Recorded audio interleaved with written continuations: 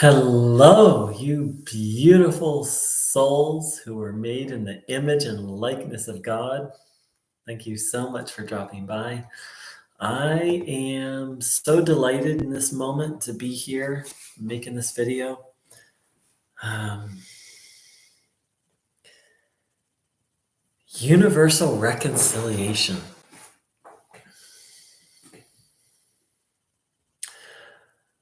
So, in this phrase, hopeful universalist. So, I want to read something from an online forum and then respond to it. So the person wrote, my best result, I don't know. My human logic says yes to universal reconciliation, but I can't be sure. My love for God says yes, but yet still it's confusing. No one can say it's obvious and be sincere. My best bet is I don't know, but I trust in God's plan, so I don't need to be sure of anything other than my love for Him. Wow, so touched by that last piece. And it is an interesting question. What is a hopeful universalist? So I think I'm just going to read what this person wrote and then kind of respond line by line. My best result, I don't know. I respect that because I believe what we're talking about are questions of faith. And when it comes to faith, ultimately, no one really knows, right? Like if we knew, then there wouldn't be a need for faith. My human logic says yes, but I can't be sure. See, that's where I would differ with this person. My human logic is 100% clear that everyone will be saved because I believe God is love.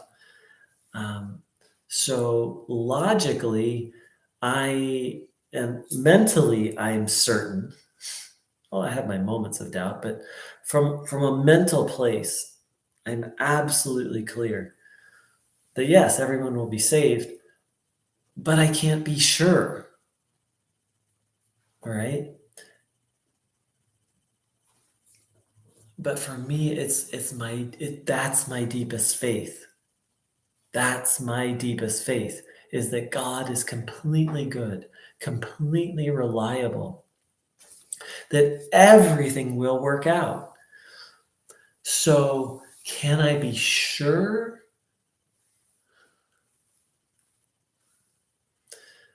I wouldn't quite use the word sure. I would use the word convinced, completely trust to the best of my ability, because trust is never sure. Trust always has a leap of faith in it. But so, yeah, it's such a deep topic. It's such a deep topic, and I really appreciate this person's response. And a while back, someone asked me, what do I think hopeful universalist? And I had this kind of quick answer. But the truth is, well, I can't say the truth is, for me, this is such a deep topic because we're talking about, or I'm talking about moving beyond mental belief. Like it's easy to be like, I'm a universalist. I believe everyone will be saved. And dropping down into the heart of trust, into faith. And faith feels certain, right?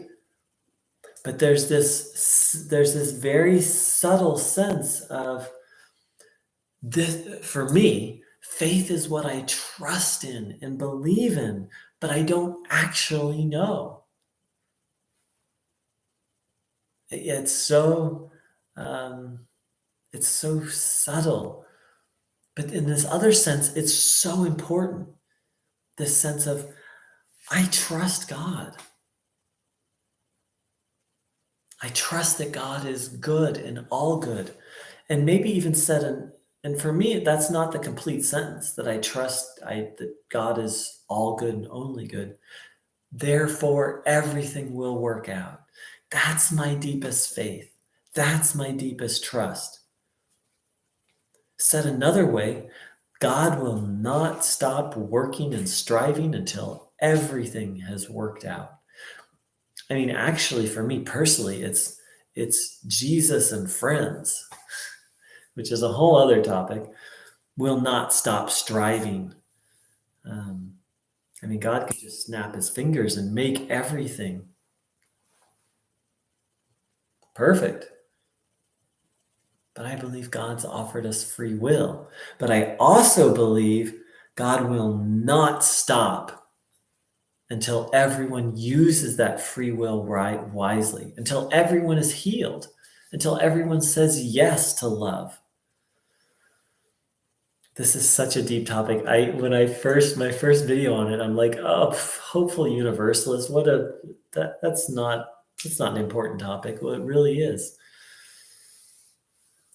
And this person concluded, my best bet is I don't know, but I trust in God's plan, so I don't need to be sure of anything other than my love for him. I'm so touched by that. Here's how I would say it is, I trust that God is good. Well, let me see let me read what this person read. I don't know, but I trust in God's plan, so I don't need to be sure of anything other than my love for him. Here's how I would say it. If God is all good, if God is love, then I'm convinced that everyone and everything will be saved, redeemed, and healed. And my leap of faith is that God is all good and that God is love. And so that's my leap of faith. And then the rest is kind of the conclusion. And so I think Hopeful Universalist is just someone who has their logic arranged a little differently than what I just. Their leap of faith is, oh, God will, yes, in the end, God will save everyone. For me, that's a foregone conclusion if my leap of faith is correct. My faith is that God is all good and only good. And then, well, if that's true, of course, like a parent never gives up on their child.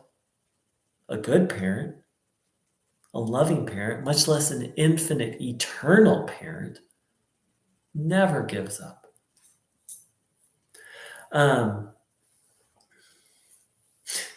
You know, this was brought really clear to me recently. I'm fostering kittens, and there's one cat who, gosh, she was so shy, and I really worked with her, got her to like shy, like afraid. And part of fostering is getting them ready to be adopted. And so it's like really important that you get them comfortable around people and that you basically get them happy. So I worked and worked and worked for like a week and a half. And she was making all this progress. And then one day, like it was like all the progress had gone. And I would go into the room to pet her and she'd go hide in the corner. I was like, oh. And a part of me wanted to give up.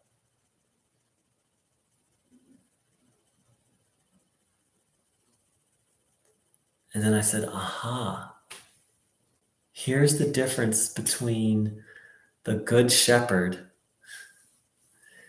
and a human shepherd. A human shepherd might let that one sheep, might not go and retrieve that one sheep. The good shepherd, nope, 99 sheep is not enough. Nope, I will never give up. I will never give up until that final sheep is brought back into the flock. See, the idea of someone that won't be saved for me is the idea of God creating something God can't redeem. And for me, that's impossible.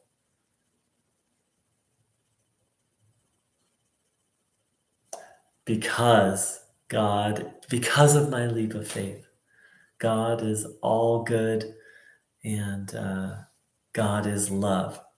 So that's where I put my faith, and then the other things just fall into place. I think where a lot of universalists get hung up is they put their faith in the Bible. And so uh, this might be controversial to say, but I don't think anywhere in the Bible it says you're supposed to put your faith in the Bible. It does say to put your faith in God. Uh, and so I'm not saying not to have faith and trust in the Bible, but where to put bottom line faith and trust? And it gets really interesting really quick because it's very clear there's some of what we're dealing with is just mistranslation. Kind of this whole dialogue about universal reconciliation, straight up mistranslation. So then it becomes which Bible to put your trust in. And then once again, without the early Christian understanding of a temporary hell, it seems like there are some passages in the Bible that, even if correctly translated, seem to talk about annihilation. I think almost every verse that talks about eternal torment is just a mistranslation. There might be one or two that, and so, but with that early Christian understanding, so all this comes down to what to put your faith in. I just put my faith in God, in the love of God, in the perfect love and goodness of God. And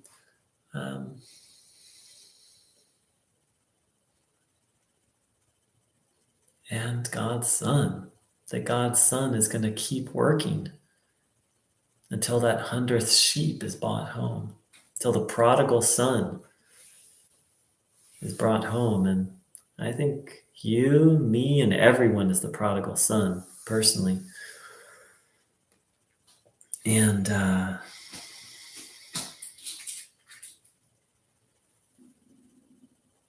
just want to be really clear. I'm not advocating not putting your faith in the Bible. But it's so interesting. In many ways, people will put the Bible before God, or people will make the Bible sort of their middleman to God, as if God needs infinite, limitless God can only reach people through a book. It's almost like I put God first, and then the Bible can help me deepen that. Or not even put God first. Put the goodness, the trustworthiness of God first. Yeah, and there's some passages I just throw out. Either I assume I don't understand this, or I assume the person who wrote it had an incomplete understanding. And that can be controversial to say, but most Christians believe that. Most Christians believe that the Jewish prophets had an incomplete understanding.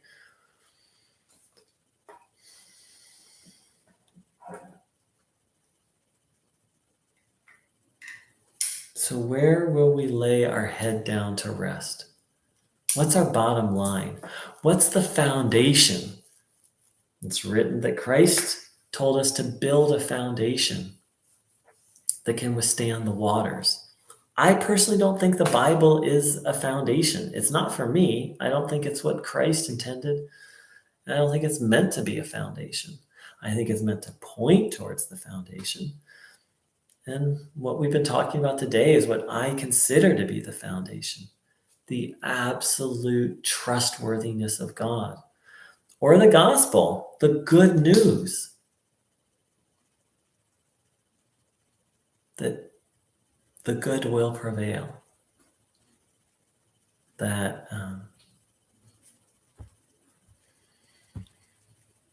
everything will be all right.